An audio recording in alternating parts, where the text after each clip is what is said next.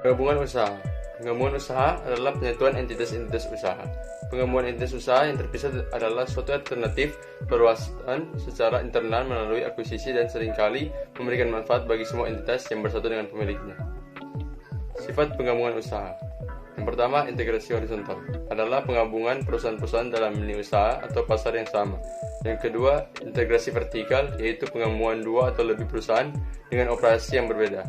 Yang ketiga, konglomerasi, yaitu penggabungan perusahaan-perusahaan dengan produk dan atau jasa yang tidak saling berhubungan dan macam-macam.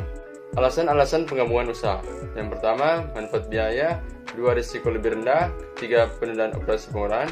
Dan keempat, untuk mencegah pengambil alihan. Bentuk penggabungan usaha. 1.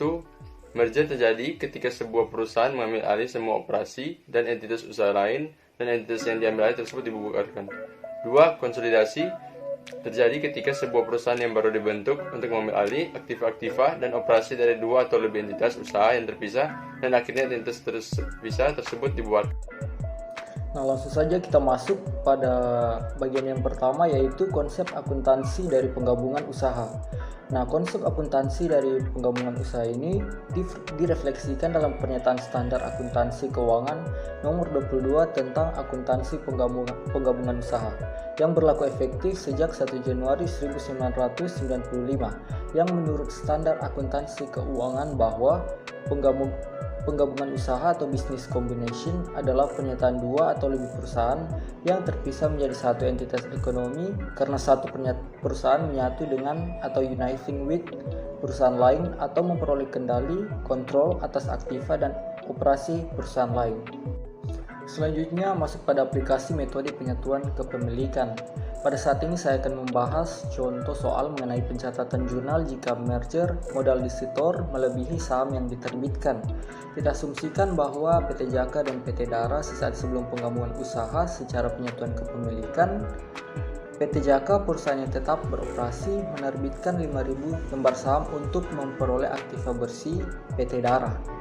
Nah, maka dari itu akan terjadi atau akan timbul mengenai neraca untuk akun modal PT Jaka dan PT Dara yang akan saya tampilkan sebagai berikut.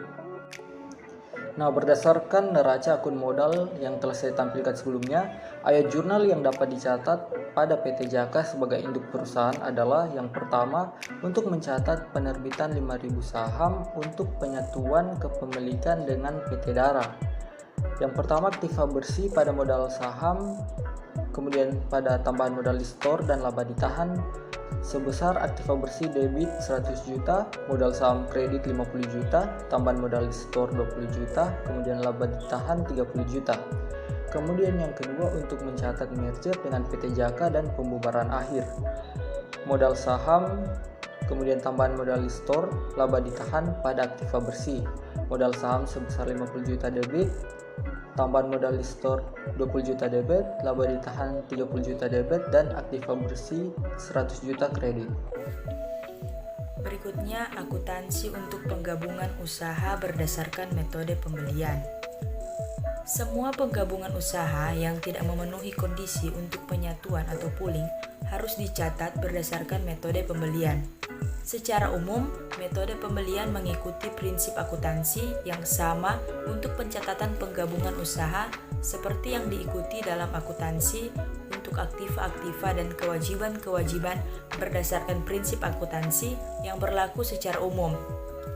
Biaya perolehan bagi entitas pembeli atas pemerolehan perusahaan lain dalam suatu penggabungan usaha secara pembelian diukur dengan jumlah kas yang dikeluarkan atau nilai wajar aktiva lain yang didistribusikan atau surat berharga yang diterbitkan.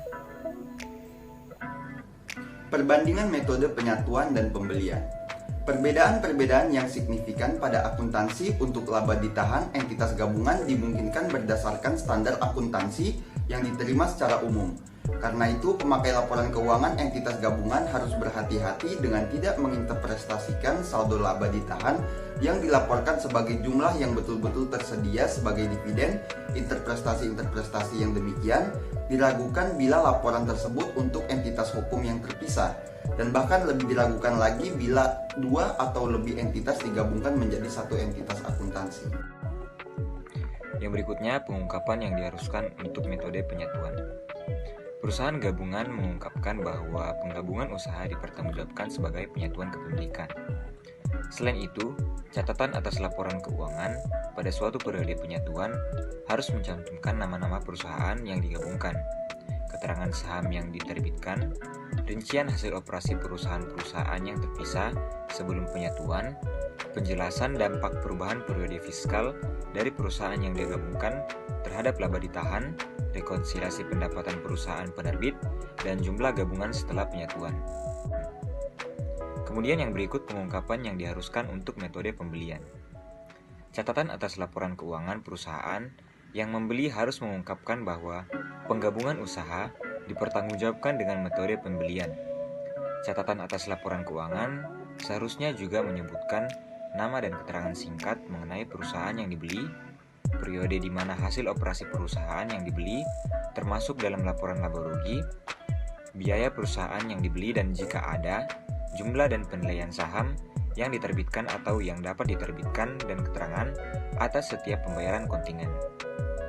Penjelasan mengenai rencana amortisasi goodwill yang diperoleh juga harus dimasukkan. Informasi yang berhubungan dengan beberapa akuisisi kecil atau minor dapat digabung untuk kepentingan pengungkapan.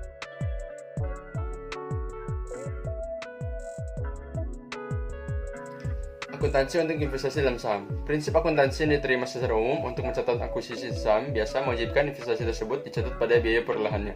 Pedoman umum untuk mengukur biaya saham biasa yang diperoleh dalam penggabungan usaha sejak pembelian dapat diterapkan untuk investasi saham biasa yang kurang dari 50% saham biasa berhak suara perusahaan lain.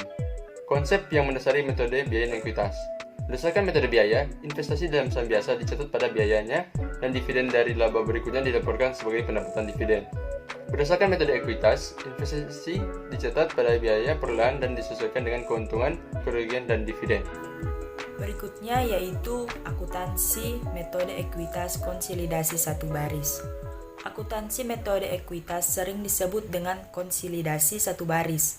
Disebut konsolidasi satu baris karena investasi dilaporkan sebagai jumlah tunggal dalam neraca perusahaan investor dan pendapatan investasi dilaporkan sebagai jumlah tunggal dalam laporan laba rugi, kecuali perusahaan investasi mempunyai pos-pos luar biasa atau pos-pos lain sesudah operasi normal yang memerlukan pengungkapan terpisah.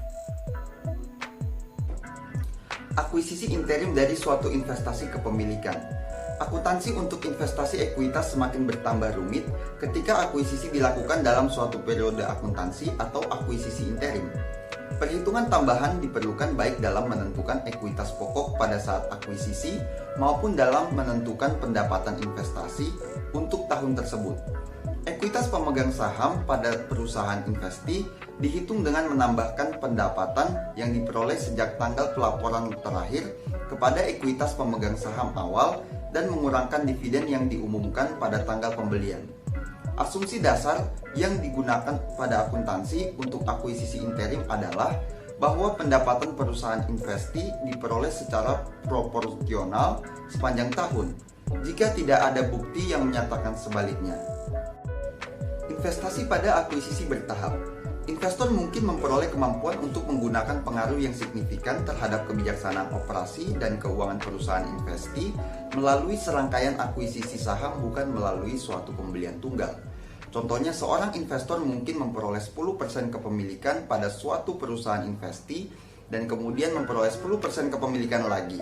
Perolehan awal 10% kepemilikan harus dipertanggungjawabkan dengan metode biaya sampai 20% kepemilikan diperoleh. Ketika kepemilikan mencapai 20%, metode ekuitas yang digunakan dan akun investasi maupun laba ditahan disesuaikan secara berlaku surut. Penjualan kepemilikan ekuitas. Ketika investor menjual sebagian investasi ekuitas yang mengurangi kepemilikannya pada perusahaan investi menjadi kurang dari 20% atau di bawah berat yang dibutuhkan untuk menggunakan pengaruh yang signifikan, maka akuntansi dengan metode ekuitas tidak digunakan lagi untuk sisa kepemilikan. Sejak saat itu, investasi dipertanggungjawabkan berdasarkan metode biaya dan saldo akun investasi setelah penjualan menjadi dasar biaya yang baru. Tidak ada penyesuaian yang diperlukan, dan investor mencatat investasi berdasarkan metode biaya dengan cara yang biasa. Keuntungan atau kerugian penjualan kepemilikan ekuitas adalah perbedaan antara harga jual dan nilai buku kepemilikan ekuitas sesaat sebelum penjualan. Yang berikut perusahaan secara langsung dan investasi. Diasumsikan bahwa PT Karel membeli 20.000 lembar saham biasa langsung dari PT Masri dengan harga Rp450 juta pada tanggal 1 Januari. Ekuitas pemegang saham PT Masri pada tanggal 31 Desember terdiri dari saham biasa dengan nilai nominal Rp10.000 sebesar Rp200 juta dan laba ditahan sebesar Rp150 juta. Kepemilikan PT Karel pada PT Masri sebesar 50% dihitung dengan cara sebagai berikut. Bagian A, saham yang dibeli oleh PT Karel sebesar 20.000 lembar. Kemudian bagian B, saham yang beredar setelah saham baru diterbitkan, terdiri dari yang beredar sampai dengan 31 Desember sebesar 20.000 lembar. Kemudian diterbitkan untuk PT Karel sebesar 20.000 lembar. Kepemilikan PT Karel pada PT Masri di mana 50% yakni 40.000 lembar. Nilai buku kepemilikan yang diperoleh oleh PT Karel adalah Rp400 juta, ditentukan dengan mengalihkan 50% kepemilikan yang diperoleh dengan Rp800 juta ekuitas pemegang saham PT Masri segera setelah penerbitan 20.000 lembar saham tambahan. Kemudian yang berikut perusahaan investasi dengan saham preferen. Metode ekuitas diterapkan pada investasi saham biasa dan beberapa penyesuaian dalam penerapan metode ekuitas diperlukan pada saat perusahaan investasi memiliki juga saham preferen di samping saham biasa.